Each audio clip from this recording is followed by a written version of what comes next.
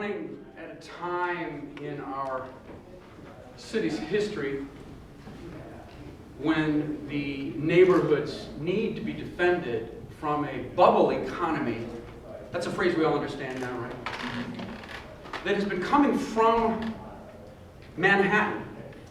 It's been coming from Bloomberg, but not just Bloomberg, it's been coming from previous mayors as well, and city council people who partner as literally business partners of the landlords and developers.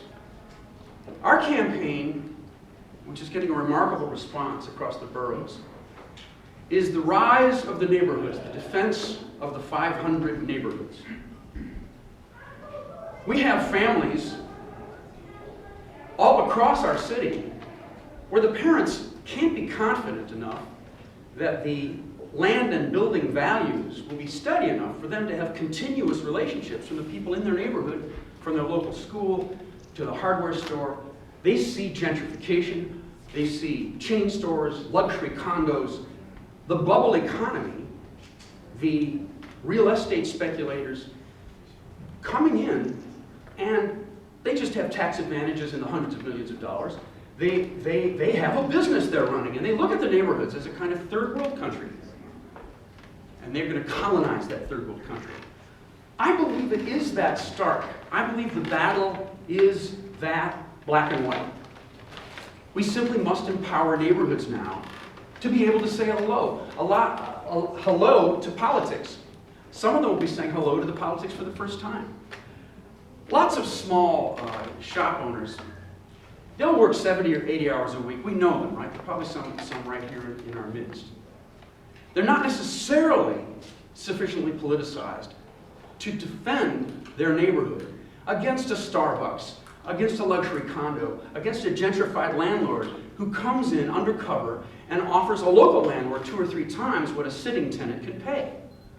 This has been happening in our city for years. Is this familiar to you? Yeah. Thank you. Amen.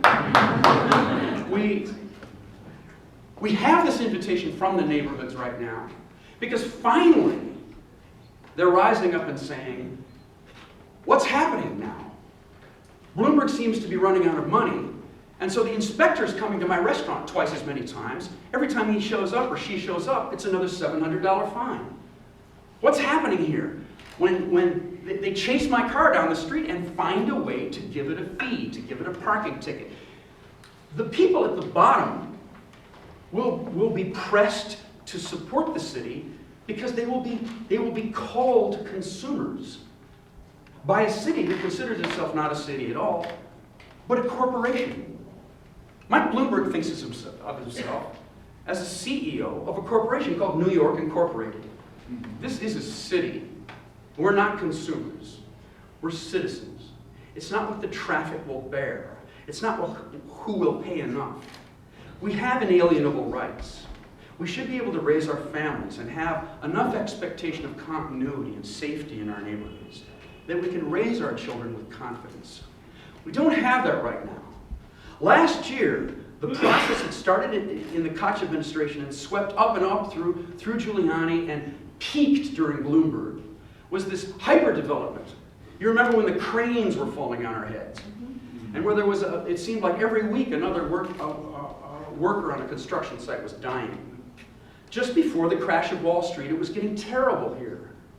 At that time, there was a rash of evictions and foreclosures. The values were liquid. It was in a place of tumult. The politicians, being business partners of the real estate people, of the developers, they were not defending the neighborhoods at that time. They were not doing enough. They should have been standing on those streets, standing with the families, with the small shops. They should have been standing there and physically defending against this tsunami of chain stores, luxury condos, mysterious bars, bank branches. You get the picture. That's a second economy financed by Wall Street. It's not the economy of a neighborhood. But our city officially does not even regard neighborhoods as being economies. It has been more than 17 years since the city even ventured to ask itself, How much money, how much jobs, how much value is generated in the neighborhoods? All of its measurements has been the stuff coming from the big developers, the big investors coming from Manhattan. But the neighborhoods have an economy. Sometimes it's a gift economy. Sometimes it starts with just being a good neighbor. And sometimes that doesn't manifest as dollars and cents right away. An MBA won't put that on the chart right away. It might not be a profit center. But those are healthy neighborhoods, and that's real value.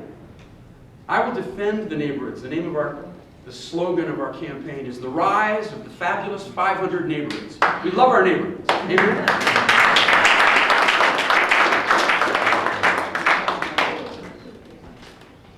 I don't know how many minutes that took. Actually, I was actually going to ask you to give you a signal. You actually have 2 minutes, so I have time for one question. All right. Anyone like to ask a question? Yes, sir. The mayor's proposed a sales tax. How would you fund your priorities in city government? Well, I agree with the gentleman that spoke earlier that we just don't have a progressive tax right now. Bloomberg's famous quote is, "We like the rich people." Get the rich people here. It's the old Ronald Reagan trickle-down economy. Get the rich people here, and their spending is supposed to develop our economies. Right. No. If wealthy people use New York, and they seem to, don't they? They seem addicted to the place. No, they have to be taxed. They have to pay their fair share. We have to have a progressive tax, and that's the beginning of that is the beginning of having solutions for MTA and health and education. If you don't have a progressive tax structure, we simply must give power to citizens who don't have the money to corrupt our city officials. Nobody should be running for an office in 2009 in New York City who's accepting any money from real estate speculation. Woo!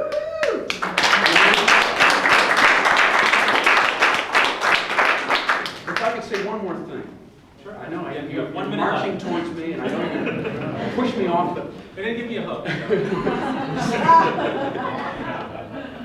a neighborhood economy is a sustainable economy. It's a green economy.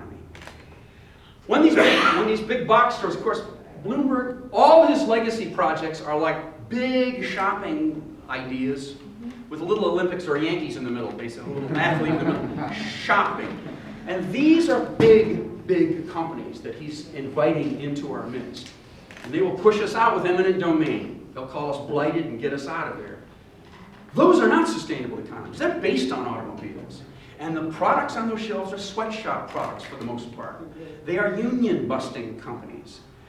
Bloomberg's idea is shop more. That's the solution. That's familiar. It comes from George Bush and Dick Cheney. That's not the future of this city. Let's be green and let's be neighborhoods. Amen?